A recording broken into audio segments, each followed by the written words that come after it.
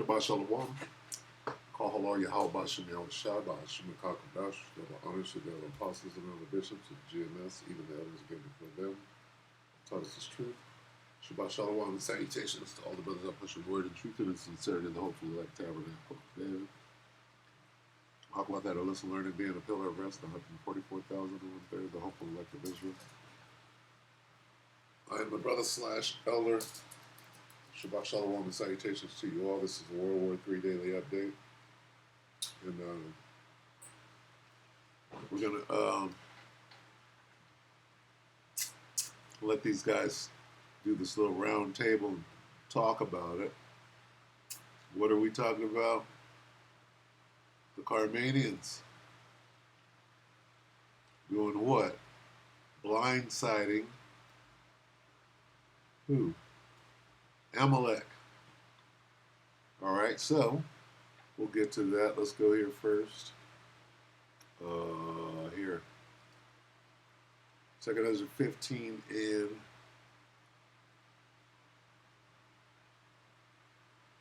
31. And then shall the dragons have the upper hand. When shall the dragons? And then. Then is talking about what happened up here. And then shall the dragons, well, something has to happen before the dragons, who are the Arab nation, the dragons of Arabia, the Arab nation. Then shall the dragons have the upper hand. What has to happen for the dragons to get the upper hand?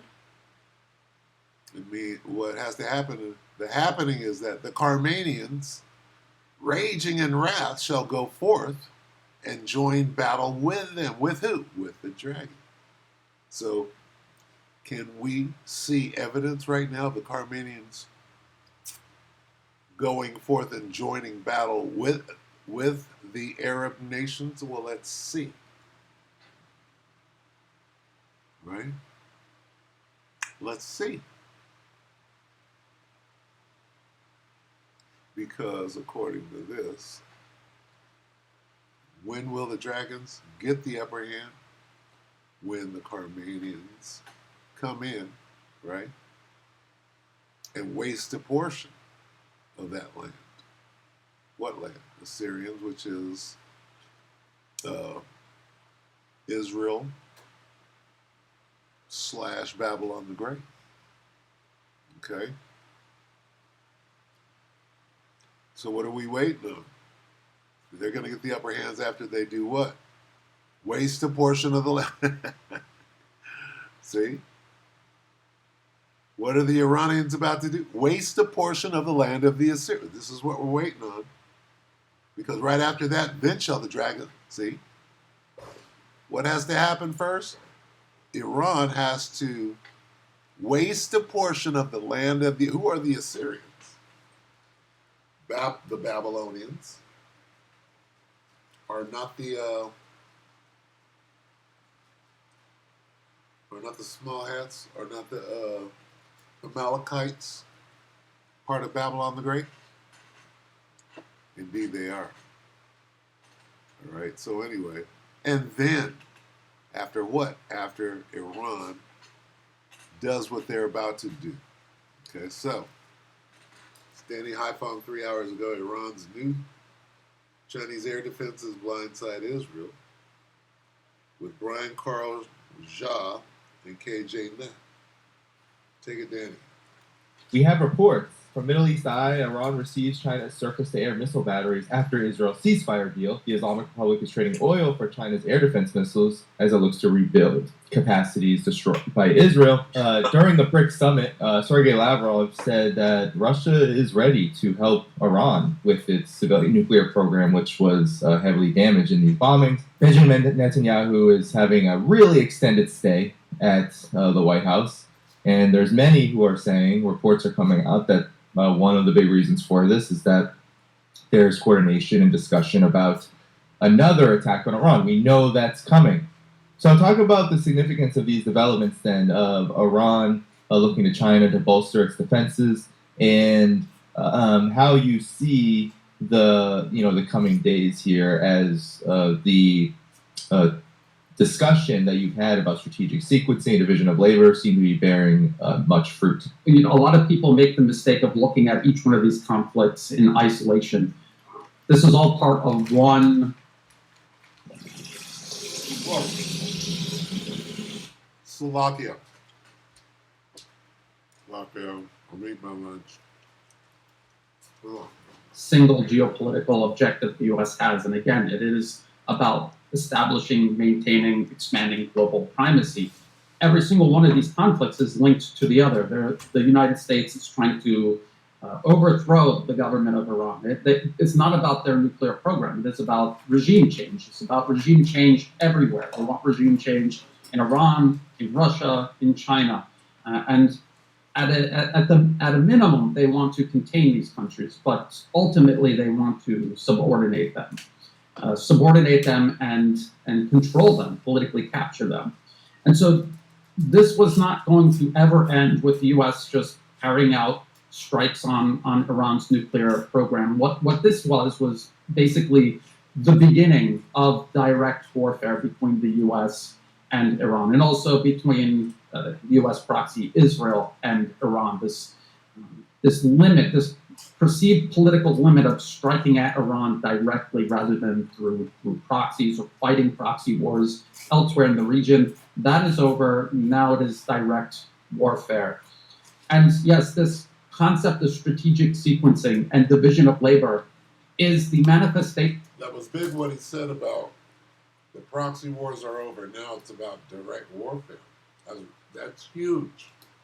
Of people in Washington, on Wall Street, realizing the limits to their power, the rising multipolar world, and the realities that they do not have unlimited military, economic, political, diplomatic power. And they have to conserve it and use it very, very carefully now. They cannot wage a three-front war like Carl was referring to this Palantir head talking about waging a three-front war. It literally is impossible. And it's impossible for all of these reasons we've been discussing. The missiles alone, not just air defense missiles, but offensive capabilities. U.S. simply. This is very important what he's about to say as far as available ammunition, how much it costs, how long it takes. Very important. Listen to this. Dealing with a larger war, which is World War III. Like Carl was referring to this Palantir head talking about waging a three-front war. It literally is impossible. And it's impossible for all of these reasons we've been discussing. The missiles alone, not just air defense missiles, but offensive capabilities. U.S. simply does not make enough missiles to wage any one of these wars, let alone all three of them at the same time. They make something like 550 to 600 Patriot missile interceptors every single year. Russia makes over 800 Iskander missiles a year. And we would need about 2, probably more, interceptors, Patriot interceptors, to take down one Iskander. And that is happening every single day in Ukraine. So what does that mean? Long story short. It means you can't have no war, right? Unless you go straight to nukes. We already understand what the Bible says. We can get, I suggest that you go and watch the rest of this.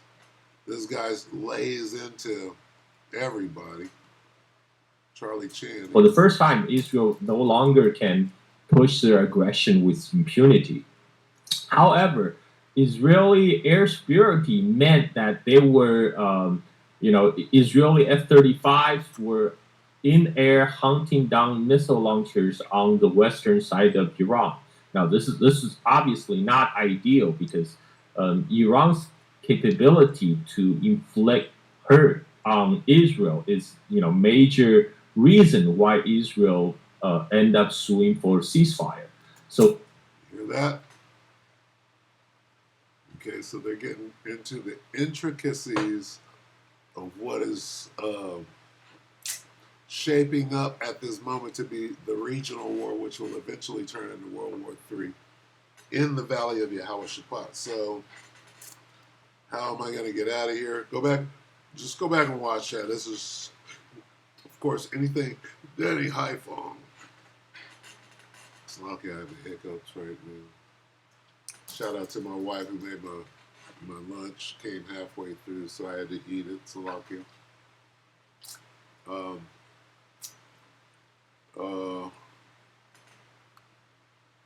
was gonna say, right now, what is Iran doing? They're saying that they're strong. Once upon a time they were weak. Now, after whooping Israel's ass and making an ass out of them in the region, see, here's what Iran did. They didn't just shut down Israel and force them into a ceasefire. They did that. What else did they do? Iran went heads up with the United States of America. Even attacked them in Qatar, which is completely unheard of. Okay? So with that, you got to acknowledge that. It might be being hidden, right, in the West, in the Western media, but hey, that deserves acknowledgement. This is Joel 3 and 10. You can read it in any version. Beat your plowshares into swords and your pruning hooks into spears. Here's the point. Let the weak say, I am strong. Hey, Iran is over there whooping at. Iran this and they need Iran is over there whooping ass, buddy. Understand that. Iran went heads up with the United States. Okay? Knowing where this thing is going. And let's check the record. Who's going to win? Let's check the record. See, we can also do this. We can look ahead to see who won. Second Ezra 15 and 30. Also, the Iranians. They win. See? And then shall the dragons have the upper hand. If the dragons have the upper hand, who's with them? Carmena is with them. With who?